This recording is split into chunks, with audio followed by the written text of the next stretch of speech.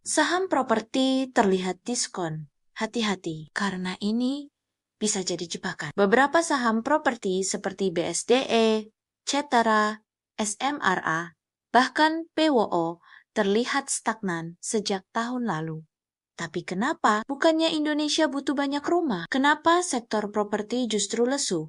Jawabannya sederhana, suku bunga masih tinggi. Suku bunga acuan BI naik dari 3,5%. Jadi 6,25% dalam 2 tahun terakhir. Ini bikin bunga KPR ikut naik, bahkan bisa tembus 10%. Akibatnya, masyarakat nunda beli rumah karena cicilan jadi berat. Sektor properti sangat sensitif terhadap bunga. Semakin tinggi suku bunga, makin sulit properti tumbuh. Nggak cuma pembeli yang kesulitan, developer juga ikut pusing. Banyak proyek properti dibiayai pakai utang. Kalau bunga pinjamannya naik, margin keuntungan developer makin kecil, bahkan bisa rugi kalau penjualan lesu. Misalnya, biaya bunga naik 2%, sedangkan harga rumah nggak bisa langsung naik karena daya beli lemah. Ini tekanan ganda buat developer. Mereka harus tetap bayar bunga tinggi, tapi nggak bisa naikin harga jual. Investor juga mulai pindah ke sektor-sektor lain yang lebih tahan terhadap suku bunga tinggi. Perbankan justru untung karena spread bunga melebar.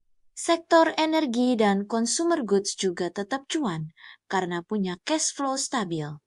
Jadi kapan waktu yang tepat? Tunggu saat BI mulai turunkan suku bunga. Biasanya ini terjadi ketika inflasi mulai stabil dan pertumbuhan ekonomi positif. Saat itulah minat beli rumah akan meningkat dan developer mulai berani ekspansi lagi. Saham properti memang cocok dibeli saat suku bunga mulai turun dan outlook ekonomi membaik. Tapi sekarang mungkin lebih baik tunggu dulu dan pantau perkembangannya. Jadi, jangan buru-buru beli saham properti meski kelihatan diskon. Suku bunga tinggi masih bikin KPR mahal, margin developer tipis, dan investor lebih suka sektor lain. Tunggu momen yang tepat.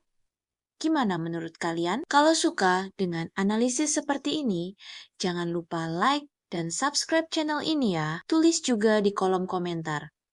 Menurut kamu, saham properti mana yang layak dipantau untuk masa depan? Sampai ketemu di video berikutnya.